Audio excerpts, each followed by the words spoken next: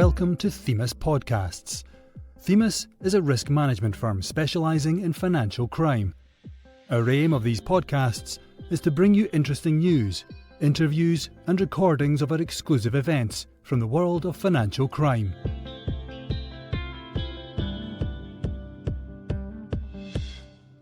Engaging development finance against modern slavery. In this podcast, we talk to experts from the Finance Against Slavery and Trafficking Initiative, Crown Agents Bank and the CDC Group. We explore the multitude of ways in which modern slavery is relevant to development finance institutions and discuss how they can engage with the topic more closely. Hello everyone, and welcome to this Themis podcast, which we're recording as part of our research and outreach programme about modern slavery and the UK's financial sector. Today we're going to look at the specific modern slavery risks facing development finance institutions.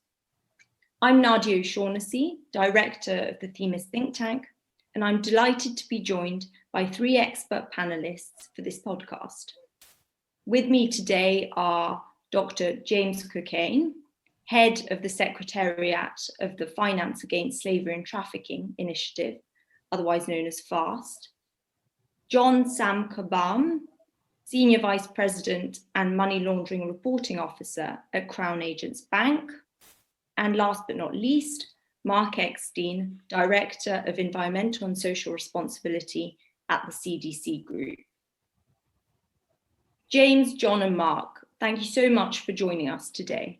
It's wonderful to have you all on the podcast, and I really look forward to hearing your insights. So as part of our research at Themis, we've been analysing the specific ways in which different types of financial institutions could be affected by modern slavery. We've looked at the linkages that retail banks, investment management firms, accountancy businesses, and others can have to forced labour. Today, we considered those institutions that undertake lending, investment, or payment operations in emerging markets specifically. So Mark, if I could start with a bit of a scene-setting question for you. Why might development finance institutions, or DFIs for short, be particularly exposed to modern slavery in their investment and lending operations?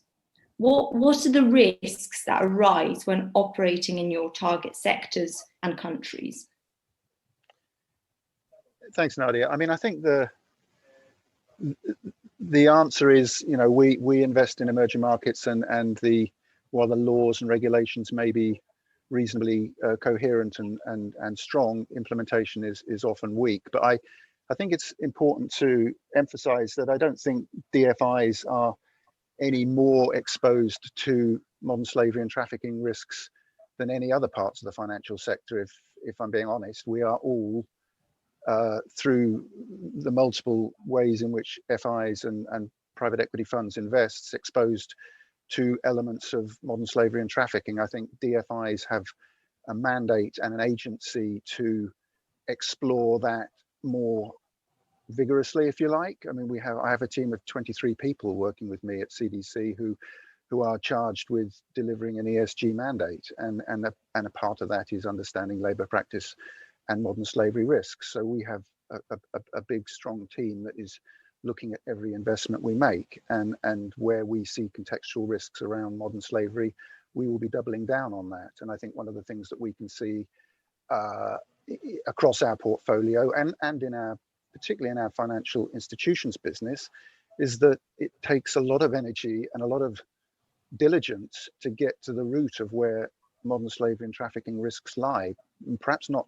directly with our investees, but in their supply chains, in the financing that our financial sector clients provide. And I think what we do is where we see that increased chance and likelihood of modern slavery and trafficking risks, we do enhanced due diligence of that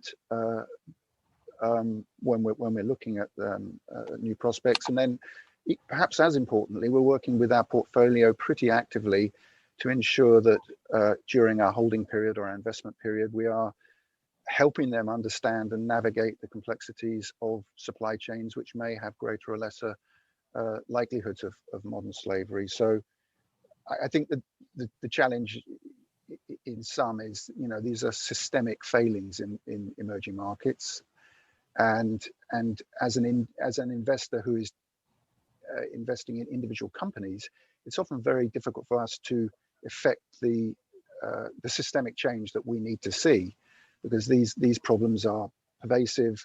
They're enabled by corruption. They're enabled by weak implementation of laws, and that makes our investees vulnerable. And none of them want modern slavery and traffic on their books, I can assure you of that. But helping them get it, identify it, and remove it from their books and their businesses is a big part of what I think we need to focus on. Thanks, Mark. And yeah, as you say, absolutely, it's a sector-wide problem, and that's what we've really tried to highlight in our research as well. But it's interesting also today to zoom in specifically on some of those systemic failings in emerging markets that heighten the risk exposure for DFIs specifically. So John, it would be great to get your perspective from Crown Agents Bank as well. From what I understand, you work with governments, international development organisations and banks to distribute payments. So what are the modern slavery vulnerabilities linked to this form of cross-border provision of payments? So thanks for the invite and thanks for the question. So I'd say the first thing I'd say is we need to recognize that modern slavery comes in various forms. And I think oftentimes when people talk about modern slavery, it's not quite clear to an audience what specifically they mean by modern slavery and what it is they're talking about. And so let's be clear what we mean by modern slavery. We're talking about sex exploitation of human beings. We're talking about domestic slavery, labor camps. We've seen exploitation in construction. In the UK, certainly we've seen exploitation in car washes, in shops, in manufacturing, and in the agricultural sector, where people aren't paid a minimum wage and feel very vulnerable.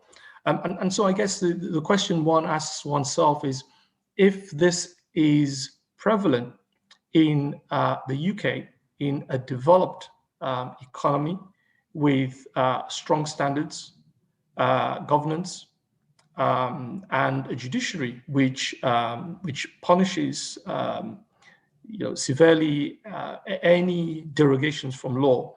Now imagine what the situation would be in less developed countries in which we operate.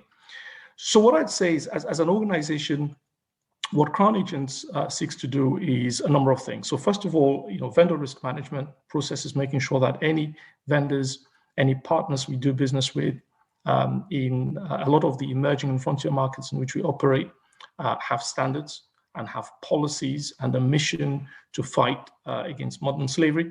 We carry out detailed risk assessments and due diligence on every single partner we do business with, but also due diligence on the countries in which we provide our services. And I'll give you some detail around what we do in that space. We ensure that we have worldwide terms and conditions. So where we're entering into contractual agreements with parties, we build in clauses into those contracts to ensure that parties to contracts are fulfilling any obligations which apply. And then, of course, there is an ongoing monitoring, which is important because it's not a point-in-time exercise. It has to be an ongoing obligation. And then training and awareness. And on training and awareness, it's training our staff, training our people who tend to travel quite a lot. There's been less travel as a result of COVID, but quite a lot of training of our people, but also training of our clients. Because one of the challenges, I think, and I'm sure Mark and James would recognize this, with modern slavery is that it is not sometimes the behaviors, the actions which we term modern slavery are not necessarily recognized in some of these countries in which we operate as a problem. So that's something which needs to be addressed as well. So when we think about the countries and the regions in which we operate, so across the Caribbean, across Asia, and in Africa. So Africa, it is estimated that something like 9.2 million people, that's men, women, and children, live in some form of modern slavery. And Africa has the highest prevalence. So obviously, doing business in Africa exposes us to a significant amount of risk. When we look across the African region, there are a number of reasons, but one of the primary reasons we see that drives this is the fact that there are a lot of conflict zones. If you think about Libya, for instance, where there isn't a lot of data, but we know as a result of the conflict, there are many people who are potentially trafficked and living in modern slavery. Across South Sudan, parts of Nigeria, and so on. So what we do is we have a country risk framework, which seeks to identify countries where we have significant vulnerabilities. At the top of the framework, so the highest risk countries, there are two categories. The first one is what we call prohibited countries, and in countries which we classify as prohibited, we won't do any business in those countries at all. No services provided to any parties, not commercial banks, not government entities in those countries. One step down from that is what we call restricted countries and territories. And in restricted countries and territories, we provide certain limited services primarily to international development organizations. So we see ourselves as part of the solution. And we work with a significant number of international development organizations that provide aid and finance to support programs in some of these problem countries. So I guess, but in those countries, we would not provide any services to commercial banks, mainly because our sense is that despite controls that commercial banks may build, the level of insecurity, the level and the extent to which certain states tend to be failed states means that there isn't really an ability for the government to implement and enforce standards which protect the vulnerable. And in such circumstances, our concern is that dealing with commercial banks exposes ourselves to the ills of modern slavery. Thanks, John. That's great. And I think you really nicely highlighted there the legislative and regulatory differences between different markets, as well as, what the key components of a financial crime risk and controls framework need to be when geared towards modern slavery concerns. So really interesting, and thanks a lot. So turning now to you, James, you recently authored the fascinating Developing Freedom report, which explores both what development actors are currently doing and what they could be doing to address their direct and indirect links to modern slavery. I wonder if you could talk about a few of the report's key findings and which of these are particularly relevant to a DFI audience. Thanks, Nadia, and thanks so much to you and Themis for the great invitation to be part of this terrific podcast series. It's great to be with you and Mark and John today. This work that you've just mentioned, Developing Freedom, grew out of a systemic approach that we were taking at UN University Centre for Policy Research, which I was working with during the relevant period. And the question we were asking ourselves there was, how do we achieve systemic change? How do we tackle not just the symptoms of modern slavery, but the underlying drivers and causes? Because often modern slavery is a system, it's stable. It emerges out of the intersection of institutional weakness, as Mark mentioned earlier, vulnerable populations, and then stable exploiter strategies. And those exploiters may be organized criminal entities, or they may be business, driving risk right down to the end of long supply chains and value chains and benefiting from the intersection of institutional weakness and vulnerable populations. And for the reasons that Mark and John just mentioned, it's often in emerging markets that we see weaker institutions and vulnerable populations intersecting, but it doesn't have to be. We also know that in certain sectors, for example, in the garment sector in the Midlands in the UK, there are very vulnerable populations, and there's a very strong set of laws on the books, but not necessarily entirely effectively enforced. And that intersection can create this kind of system. So one way we approached this system question at UN University was to think about the role of finance broadly as a lever to move markets, to change business practice. But this particular work, Developing Freedom, was really focusing on the role of the development sector in particular. And in a sense, I think we looked through the other end of the telescope. We weren't asking what are the risks to the development sector posed by modern slavery, but rather, if we tackle modern slavery, what benefits does it have for development? And we found that of the 169 Sustainable Development Goal targets, at least 2/3 will be contributed to by work on modern slavery.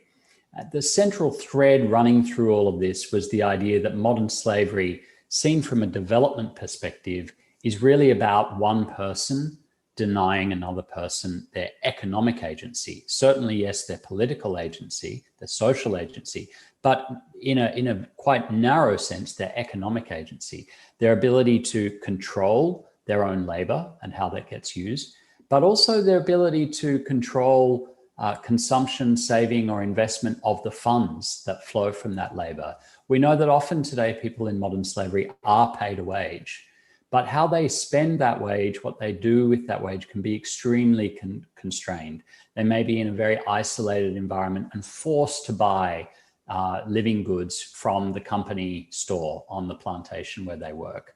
And those are usually hugely inflated prices and used to keep them in debt bondage, for example. So that's just a small example, but the empirical reality for 40 million people around the world is that they don't actually necessarily control their economic agency in the way that our economic and development economic theories assume individuals do.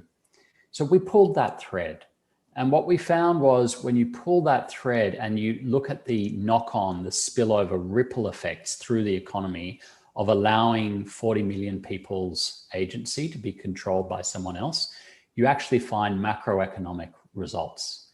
You find 10 different drags on development that results from that denial of agency. Everything from reduced productivity to environmental harms, to intergenerational inequality, to intergenerational poverty, corruption, reductions in innovation. There are 10 different vectors, 10 different drags that slavery places on development.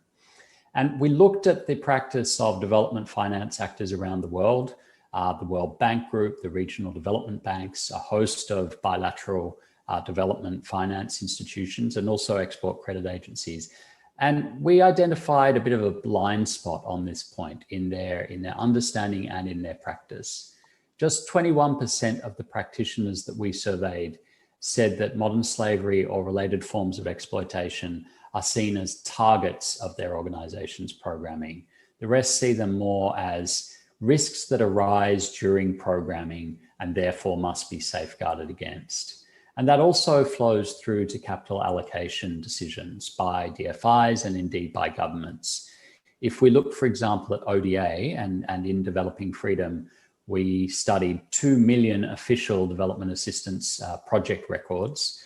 We found that on the whole, between 2000 and 2017, on aggregate, just $12 per victim was spent worldwide in ODA each year.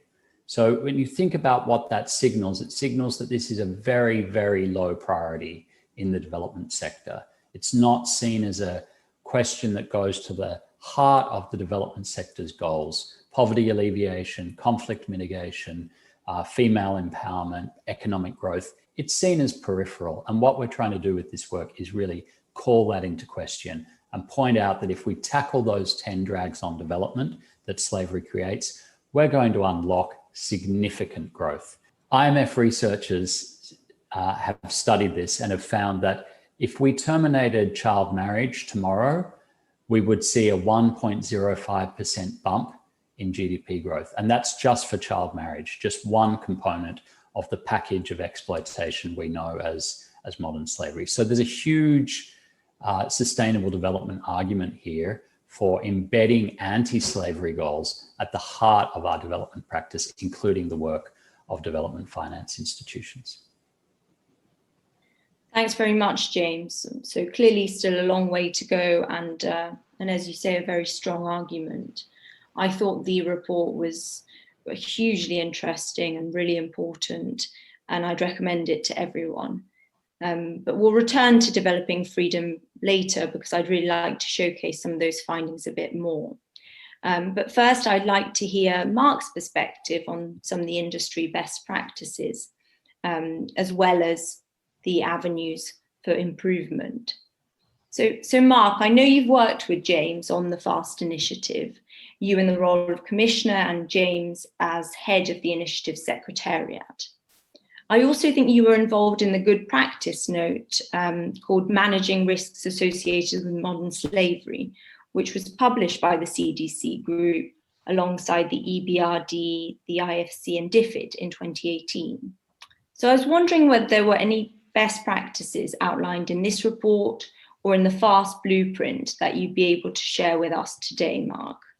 DFIs are much more aware of the likelihood of encountering forms of modern slavery in their investments than previously. So this is a learning journey they are all on, and one in which we are all learning every day how complicated the solutions are likely to be. And I think what I see from CDC's perspective is our ability to intervene and effect change on a transaction level, which doesn't really get to the bigger picture story that James is describing in terms of the systemic challenges and the economic agency issues, which I think are really important, but are not easy for an organization like CDC to respond to, because we invest in private sector companies. So our starting point is an individual company or financial institution,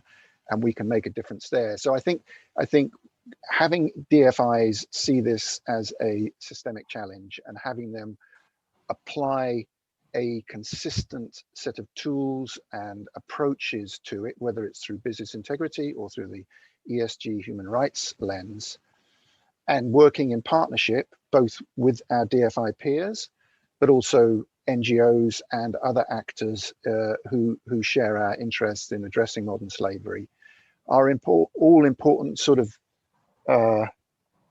modes of affecting change at scale. And I think that's what we're challenged with at the moment, that we can all see this is omnipresent in our markets. We all know it's across our agribusiness portfolios. We know it's probably attached to photovoltaic cells that we're acquiring for our renewable energy commitments. What we can do individually is one thing. What we can do as a group of DFIs and more broadly development finance institutions, including the multilaterals, is I think a much more important challenge that we haven't fully got our hands around. And I think James's report and the work of the FAST, or the Liechtenstein Initiative and the FAST program are ways in which we're beginning to try and articulate the urgency and the models and tools that we can use. And I think that's really important, and as we try to draw in other actors so that we are affecting change at scale. And I think one of the things that I'm very interested in doing and very pleased to see at CDC is the collaboration now with our big business integrity team, who are charged with the same roles that John has in Crown Agents, looking at, where is the intersection of money laundering, particularly in the finance sector, and my interests around human rights and modern slavery, and how do we tell a bigger story and have a bigger impact with our financial institution partners around that. Mark, if I can jump in, I remember during the FAST commission that you asked a series of really pointed questions that really helped, I think, bring the commission to an understanding of the ways that even investments in individual companies can begin to achieve that systemic change. You were talking, if I recall correctly, and it's a couple of years ago now, so I may not, but I think you were talking about the exposure of DFIs to investments in other financial institutions in emerging markets, and the ways that you could, simply by asking the right questions about whether those investee financial institutions were asking the right questions themselves internally about human trafficking risks in their anti-money laundering systems, that begins to change the business practice. That's how we begin slowly to see that cultural change. Is that how you understand, Mark, the relationship between those individual investments and, say, your both this goal to achieve systemic change, but maybe also broader portfolio risk, if I can bring it back to that kind of more financial analytical level? Yeah, I mean, yes, I think that's a fair point and a good recollection of a conversation from 2 years ago, James. And I think the issue is one sometimes of capacity. It's not that our partners are supportive of these practices, and obviously none of them want to enable it. But it is a question of these institutions, and I'm talking particularly about financial institutions here, their capacity to integrate new approaches and new thinking around risk, and their appetite to take that to scale in institutions that are struggling with all sorts of other business challenges and operational challenges and commercial challenges and all of the other things that, you know, keep their chief risk officers and their senior management awake at night. Modern slavery and human trafficking is another element that we're asking them to consider. Now, I think if you in our diligence and portfolio imagined, if we are very clear about the scale and urgency of that challenge, I've yet to meet a chief risk officer or other people in those sort of roles in the institutions I work with who doesn't, you know, see the urgency and want to do something about it. It's a question of providing the guidance, the tools, the ease of access to data, particularly in our markets, which I think, as John said earlier, that, you know, you don't necessarily have lots of data to pull to hand. You are leveraging different sources of information across the civil society community, across other databases, and putting that into a package that people can work with in busy institutions is part of what we need to be able to do. So I think that the place to, you know, your developing freedom report, James, is that, you know, you're positioning that as an economic imperative. And I think when you start positioning it like that, you are going to get the attention of the regulators, you're going to get the attention of economists in government, and by extension into the economists and others in the institutions that we're backing. So we're building a constituency of like-minded people, hopefully. Fully agreed. So it's about a bit of a mindset change and also a marriage of competing priorities and just putting modern slavery more firmly on the agenda with the kind of appropriate guidance and tools. So John, this seems like a really great moment to bring in your perspective as money laundering reporting officer. And we've talked a bit about the financial crime aspects of modern slavery. And if I could possibly ask you to elaborate on this from your experience detecting suspicious activity in the bank. And you've also previously spoken to me about how hidden a crime modern slavery is, which is something we also touched upon in the discussion. So yeah, would be very interested to hear your views there. Yes. So I think I agree with that. I think it's a hidden crime. And as I said earlier on, I think there is also a lack of necessarily a linkage between the exploitation that we see and an understanding of the fact that it is effectively, you know, the crime of modern slavery. I mean, the example that I talked to you about previously was one where we were seeing, from a transaction monitoring perspective, a number of alerts as a result of payments going to a number of clients in Caribbean countries, which seemed to be unusual. they were not necessarily sizable payments, but they're just unusual in the sense that it was we hadn't seen dollar payments of that nature going to those countries as often as we started seeing them during the COVID lockdown.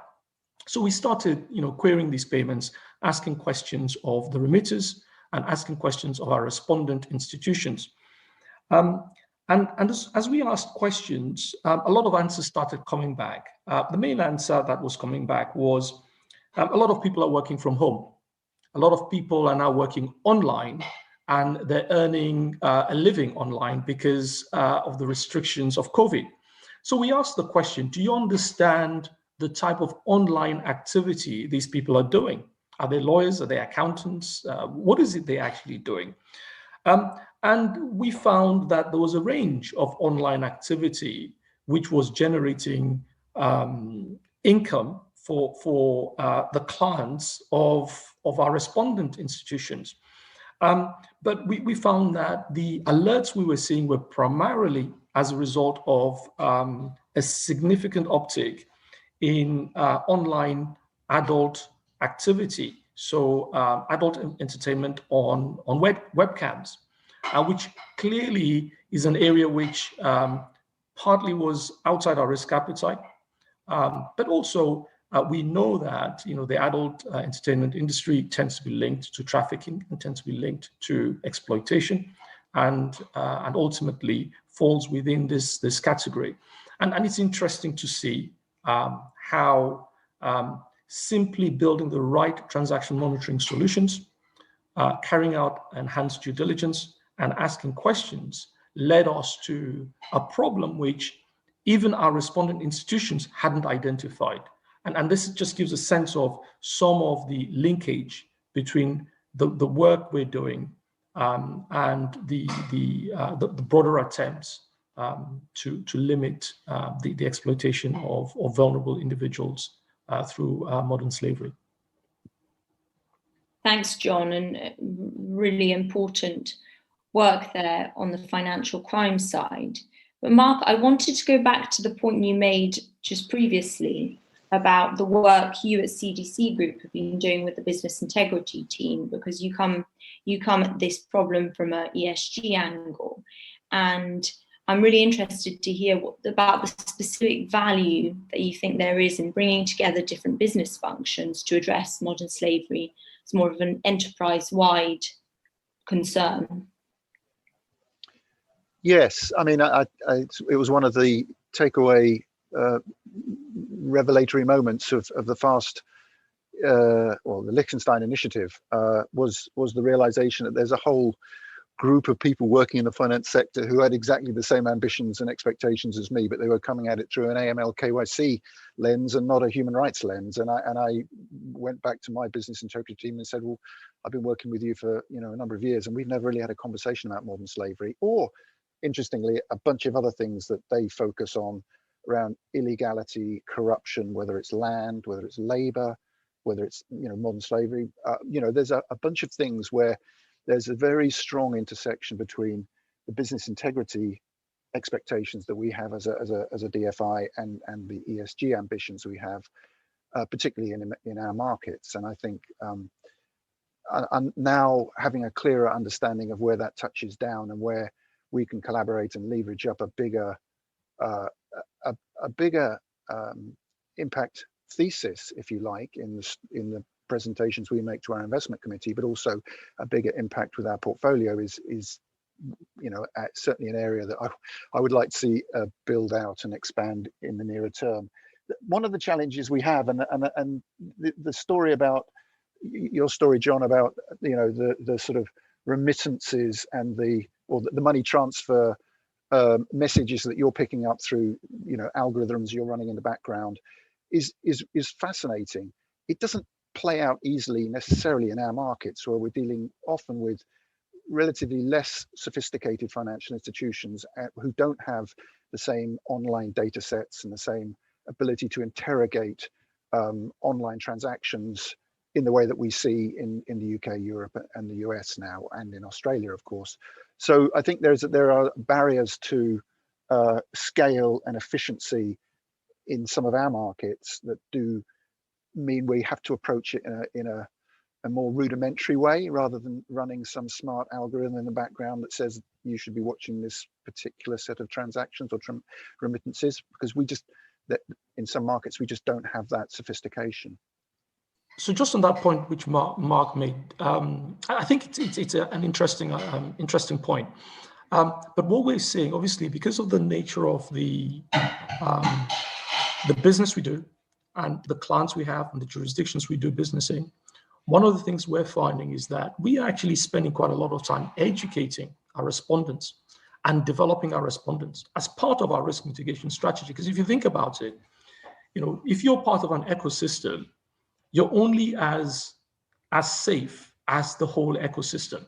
So it makes no sense for Crown Agents Bank to invest on resources and technology and not share its knowledge and know-how with the ecosystem. So we spend a lot of time also, for want of a better word, educating our respondents, educating our partners in other jurisdictions on the standards we expect of them, and working with them in some instances to actually build the standards that they have. And those standards would be, standards around KYC, be standards around due diligence, and sometimes even technical standards, which actually help them build capability to address some of these challenges. But I think what we're seeing, certainly in the case of human slavery, I think the biggest challenge is the fact that there isn't a recognition of what constitutes human slavery necessarily. And in some of these jurisdictions, they don't necessarily understand that this type of exploitation is problematic. And that takes us back to what James was saying about, child labor or forced marriages. In some jurisdictions, they don't recognize forced marriage as part of a human slavery problem. That's really interesting, John, and it actually brings me to a question about, to what extent do you think a voluntary approach is sufficient, and is the pressure that DFIs can place on their ecosystem enough, or is there a need for some sort of mandatory legislation in said markets as well? And is that really where the impetus to comply is going to come from? Shall I have a go at that? Because I think all of our investment agreements have legally binding obligations to meet respectively the IFC performance standards, which include very clear direction on modern slavery, but also the ILO core conventions. So, at an investment level, we have significant leverage via legal agreements to ensure that these practices aren't present. And most of the countries that we invest in, and that John invests in as well, have signed up to the ILO conventions and have ratified the Convention on Modern Slavery. So they're legally binding expectations in those markets as well. The challenge is, as he has said, often the definitional terms are uncertain. There are cultural norms and behaviors that help to unfortunately enable these practices, and the implementation of those regulations are often weak and inconsistent, and that's the same in the UK as it is in all of our investment markets. And you compound that by, in our case, the complexities of understanding how modern slavery and related abusive labor practices play out in complicated supply chains that may touch down in multiple countries. They may not even be within a single country. So what do we do when we're investing in, I don't know, let's say Pakistan, and the supply chains are throughout South Asia? I mean, where does our diligence, where can it begin and end? There's a limit to what we can do and how far we can look, depending on the financial products and services that we're offering. And then I think there's also a time-bound consequence to this, that we know that modern slavery is particularly evident in the construction phase of infrastructure projects. that's a discrete period of an investment for us, and we have to double down and make sure we're looking at that risk as hard as we can. But these are fast-moving project finance investments where you have multiple layers of EPC contractor and third-party contractors, often recruiting locally. And it is extremely difficult for anybody to have a total oversight of all of the cogs in that particular machine, if you like.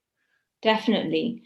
And so James, I wanted to ask, given some of these challenges that Mark has just outlined, so we have definitional challenges, issues surrounding the extensiveness of supply chains, difficulties of oversight in fast-moving projects.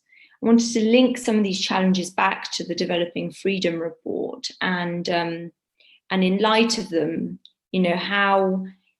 how easy is it going to be to make modern slavery more of an explicit economic or industrial policy goal? And what do you think is needed for organizations to really approach modern slavery in a more progressive and holistic manner? Great question, Nadia. I think at one level, it's actually easier now than it was a year ago. And that's because unexpectedly, and in some ways tragically, the pandemic has revealed to people how interdependent we all are, and how the health of our supply chains and indeed our economies depends on the resilience of their workforces and the benefits of a more people-centered developmental model. So I think the argument is actually an easier one to make now, that what we're really talking about is ensuring that even in times of stress, great stress and crisis, people have control over their own economic destiny, that they control their economic agency. But shifting the global economy to really center that proposition at every level, from our capital allocation choices of DFIs and international financial institutions, down to the operational level of banks and indeed other businesses, that's quite a challenge in a way. And what that involves is a pretty small but profound step. It's about shifting our systems within organizations and at the market regulation level from a focus on risk to business to a focus on risk to people. That sounds like a small change, but it's really, when you embed that at every level of the business process, it's really profound. It's got implications for onboarding, for screening, for investment screening, for customer due diligence. We see that a big emphasis on that in the shift towards human rights due diligence in various markets now. It's got implications for how you construct the deals that you make. So what is it that you're actually requiring of your counterparty in order to get to a negotiated deal? You might now be asking them to change the way they manage their supply chain in order to center that risk to people question. You might be asking them to make sure that there are relevant grievance mechanisms, effective grievance mechanisms in place. It's got implications for how we think about portfolio balancing and indeed systemic risk at the market level, and how we monitor for that and make sure it's not actually pushing people into situations of vulnerability. And to come back to something that was mentioned earlier, I think it's also got very profound implications for de-risking, for divestment, for exclusion. Because if the question is not, should I de-risk because this particular investment or this particular business relationship is a risk to me, but rather, should I de-risk because it's a risk, it's going to create increased risks to the person, that's flipping the logic almost on its head. We will see some cases where, from the perspective of risk to the business, the answer is yes, de-risk as soon as possible, but that will actually place, for example, workers who are suddenly out of a job at greater risk of modern slavery, and therefore we reach almost the opposite conclusion. So how we manage that kind of situation, that's going to be a really important indicator of whether we are in fact taking this small but profound step in how we exercise our economic power and our economic leverage. And I think our recovery from the pandemic is the perfect testing ground for that shift. James, can I just sort of follow up on that with a sort of observation and a question to you? So I think we certainly recognise that COVID has created more vulnerability, particularly in the most vulnerable workforces that we touch, and that does increase the risk of modern slavery and other abusive labour practices. And I think part of the sort of build back better mindset that we're talking about, and many other institutions and agencies are talking about, is how do we make the just transition and the sort of response to COVID fairer to workers, at the same time as one of the things that we see is a move to platform economies, platform employment, the gig economy being one of the responses that companies are going to move towards. And that increases vulnerability because you have less oversight, less control, less influence, less agency as an investor or as a company in what's happening in those much more complicated and fragmented value chains. Now, I think there are tools around worker voice, ITC type responses that give workers greater agency if they are employed. But I wonder what your thoughts are on whether the report looked at that move to a gig economy and what the implications might be around addressing that dimension of risk in employment. Yeah, Mark, I think your question in a sense has the kernel of the answer in itself, which is that this isn't just a question of access to work. It's a question of decent work. And back to this point, we all keep stressing institutions, right? The challenge with the gig economy is the weakness from the worker's perspective of the institutional protections provided by the platform. So it's on its face, it increases economic agency. It gives you the flexibility to work whenever you want. All you need is access to your own vehicle. You can log in and out of the app to be an Uber driver whenever you want, not to pick on one particular platform. But that's attractive from the perspective of economic freedom. But what I think the pandemic has revealed to us all is that freedom from that negative liberty doesn't mean a lot if you don't have the freedom to, if you don't have the fundamental control over your own basic needs and agency in order to be able to actually live your life in a meaningful way. So these things obviously go together, and the institutional arrangements are really key there. And what we argue in Developing Freedom is that a key part of this agenda for development institutions going forward has to be to find new approaches, new development pathways for emerging economies that get the benefits of growth that come from engagement with the international markets and now from new technologies, but also ensure that they are working to the benefits of communities. So, for example, we are closely related to the gig economy. We're going to see a wave of robotization, of low-skill, labor-intensive work in the near future. And some economies, for example, in sub-Saharan Africa, are particularly vulnerable to this.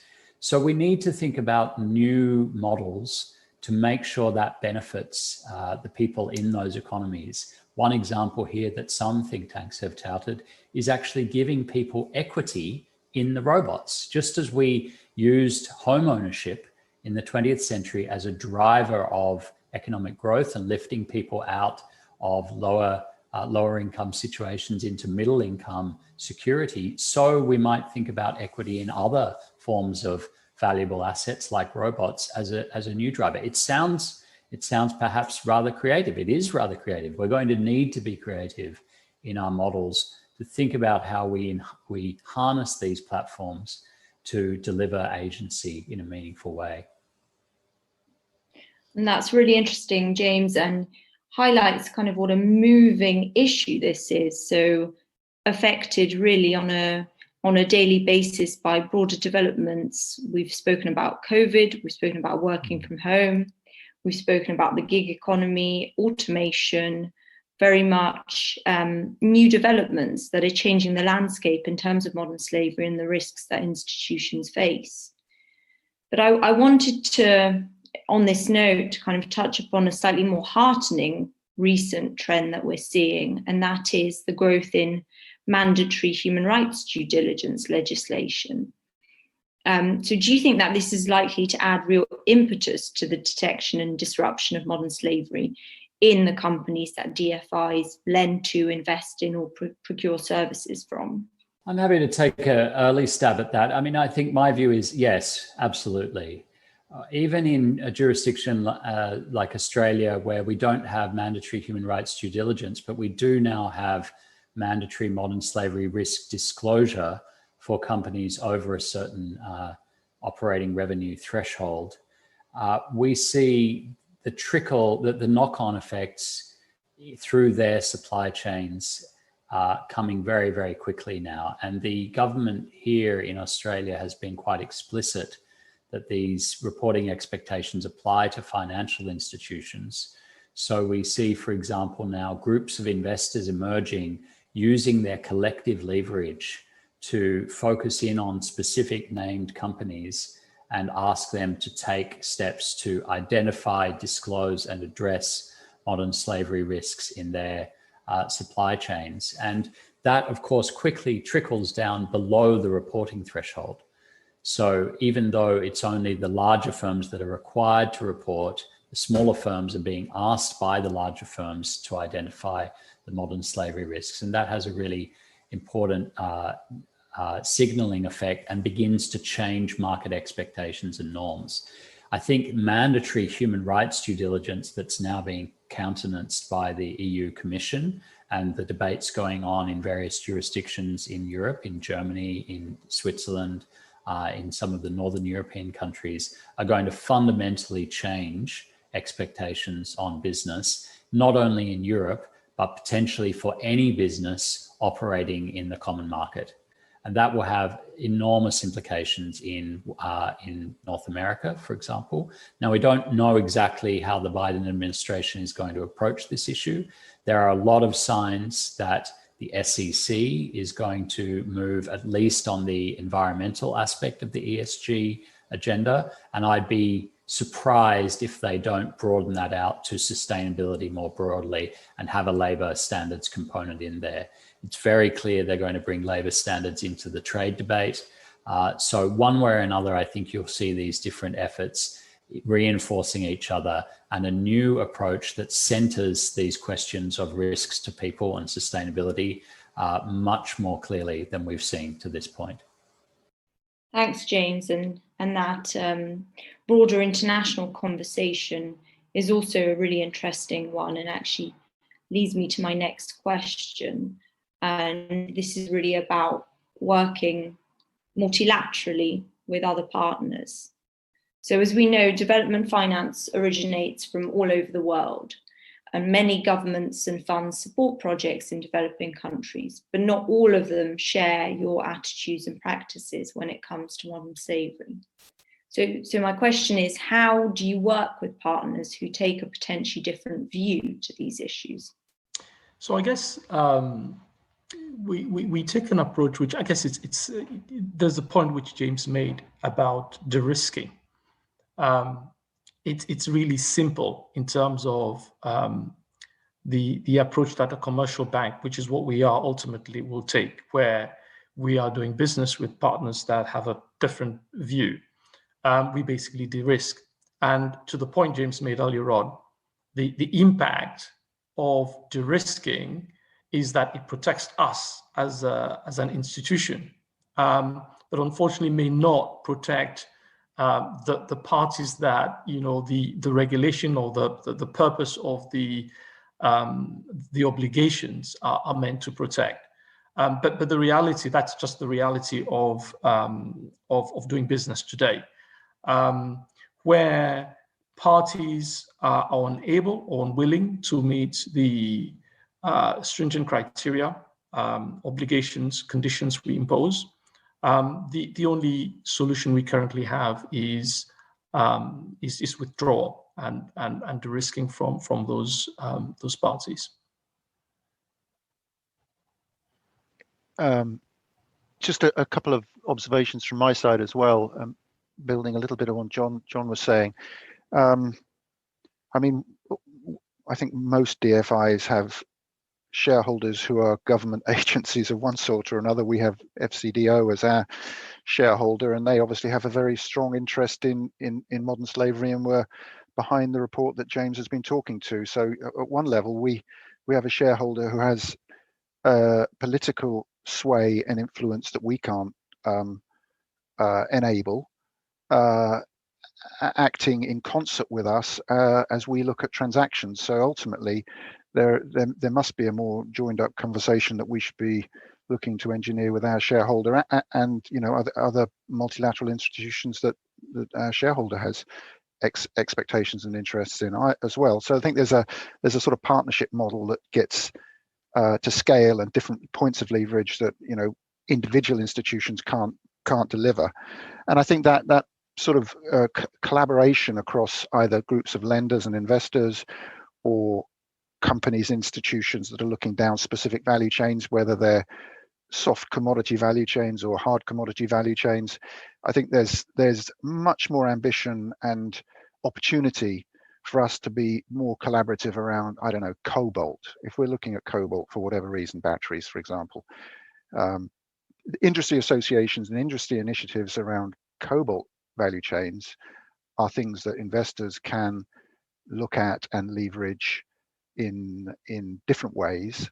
And I think thinking laterally about where those opportunities are and how we all become perhaps more thoughtful of the ecosystem of opportunity is a big thing that we need to focus on.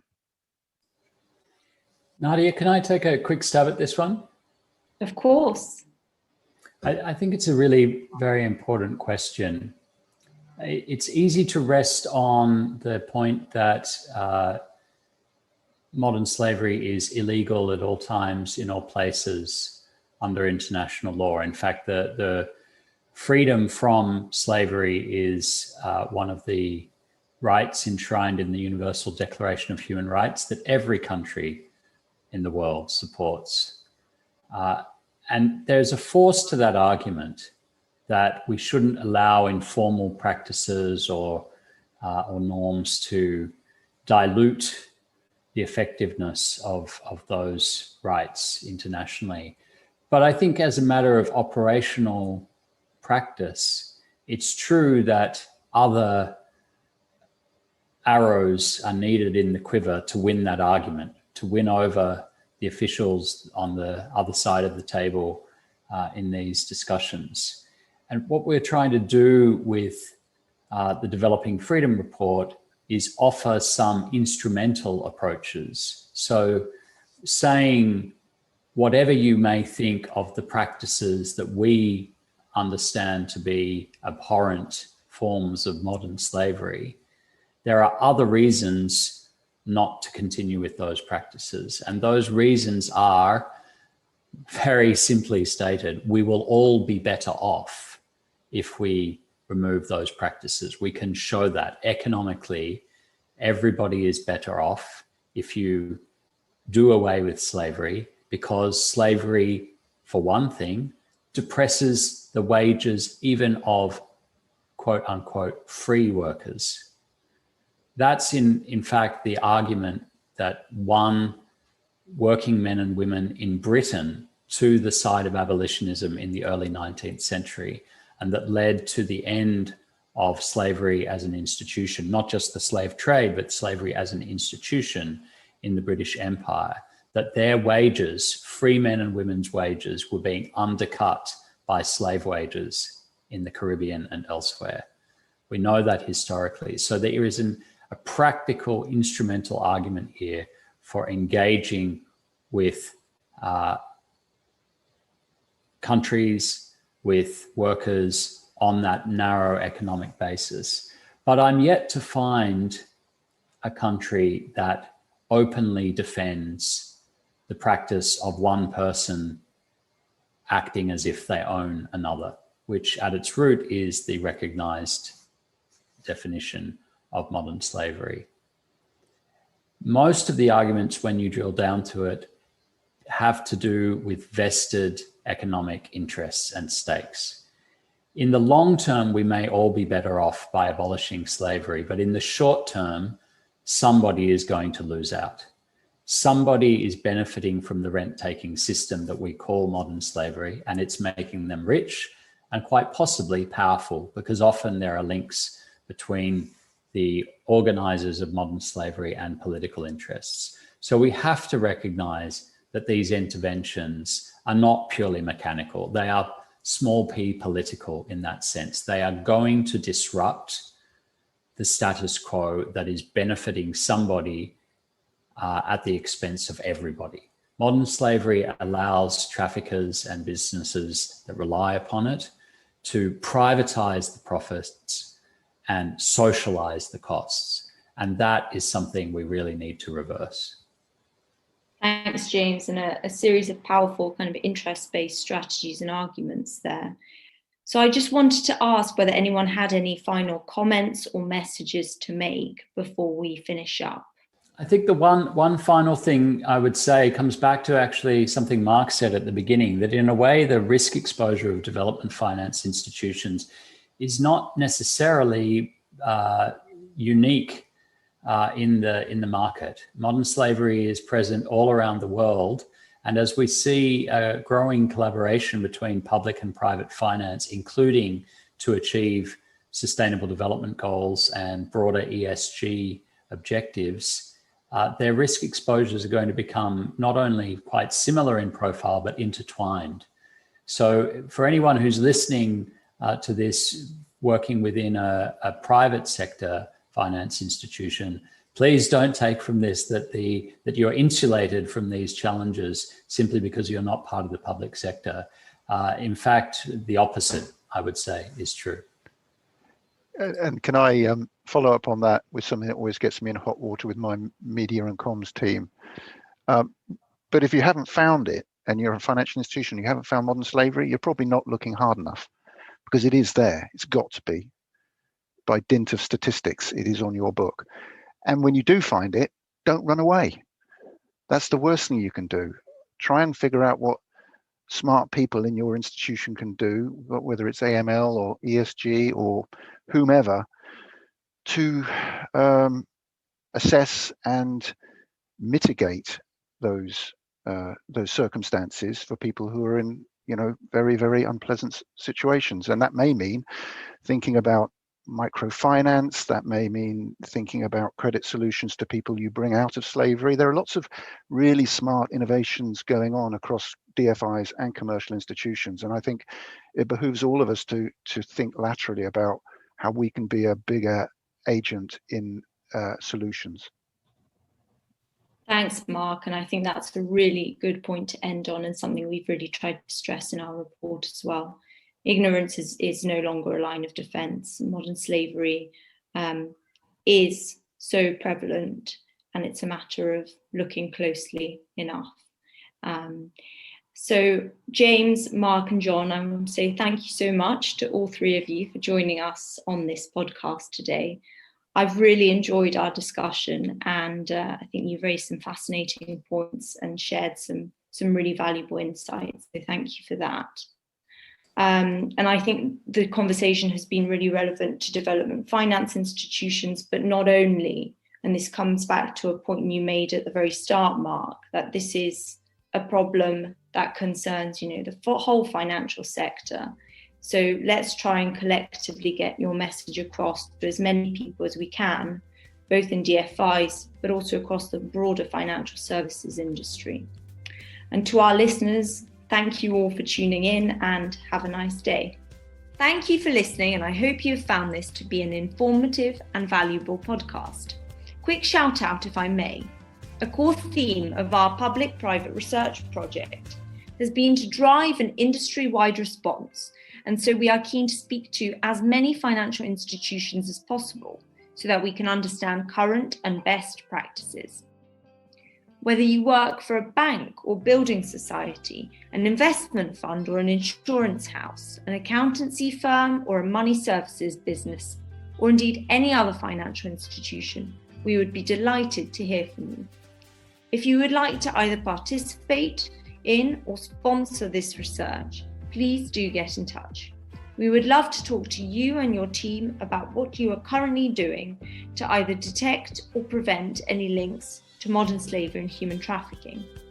You can find out more via our research website, www.crime.financial/MSHT. Thank you for listening to the latest Themis podcast. We hope you found it interesting and informative. If you would like to find out more about Themis, get in touch with us via our website, www.crime.financial. You can also subscribe for future news and interviews.